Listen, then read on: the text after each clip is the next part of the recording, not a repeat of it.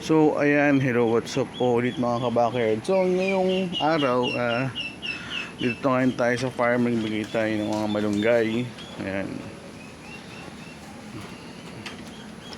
napakain natin ng malunggay mga kambing. Kasi meron din tayong bagong panganak na kambing.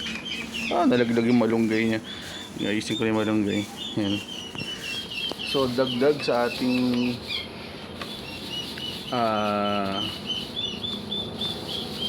sa ating farm yung dalawang bisiro. Ayan, isang hindi oh. Isang babae sa isang lalaki to eh. So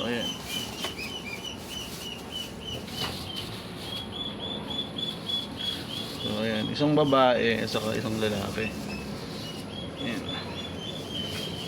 So ito yung dagdag namin na bisiro ngayon. Ayan, purebred Anglo-Nubian. So ayan, ito yung babae, tapos ito yung lalaki.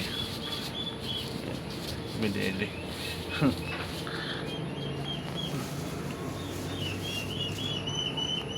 Ayan, so available po to. Ayan yung lalaki, ito yung babae. Nalaglag lang yung binibigay kong kita nyo, may dayami ako. Ayan. So yan yung purpose din namin ng dayami, bukod sa heat, insulator din nila yan sa lamig. Ayan, naising ko lang yung binigay kong malunggay na nalaglag kasi. Ayan.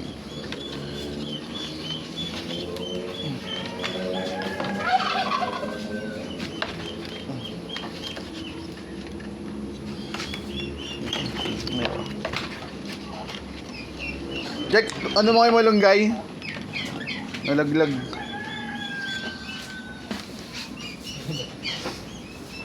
Sagad mo.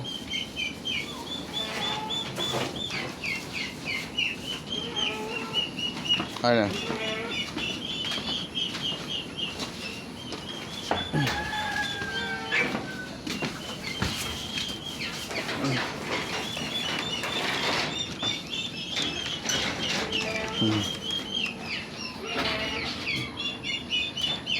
Bibigyan din natin ng malunggay. Kagandaan sa malunggay, maski yung buong trunk niyan nakakain nila. Sumpa tayo. Kita nyo, walang naman yung kulungan natin kasi nasa baba.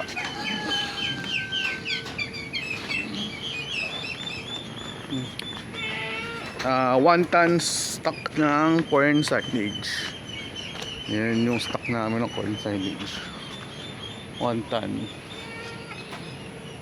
Yan. Yung may laman na yung mga drum, saka yun yung mga hindi namin na i-drum. So yan yung stock natin ng corn silage. Tapos yun,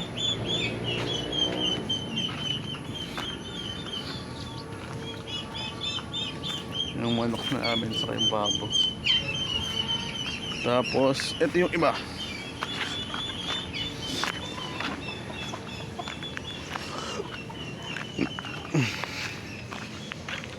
Wala si Ani ngayon, iniwan ko sa QC. Ako lang umuwi kasi nagkakat nga ako ng corn silage. Tapos yun,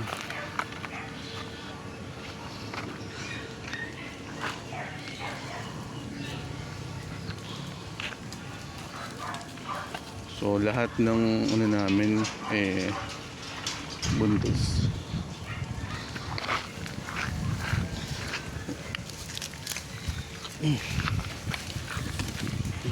Kasi ito nakataas para makakain nila yung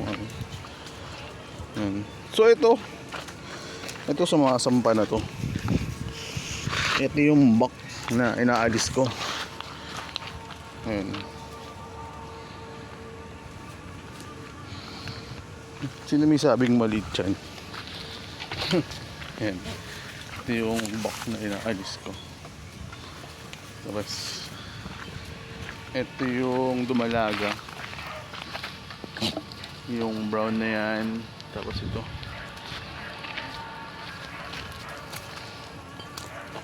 Ayan.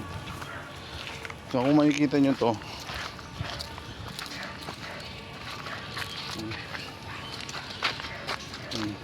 yun yung sa build ng katawan nyo. Ito kasi buntis sa breeder ko na to. Ito yung isang bak na inaano ko. Sumasampa na yan.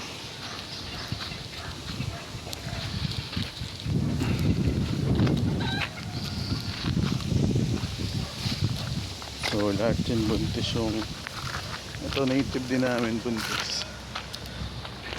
Yun buntis din yun. Tapos yun buntis na rin. Ito yung dumalaga namin. Ito saka yun.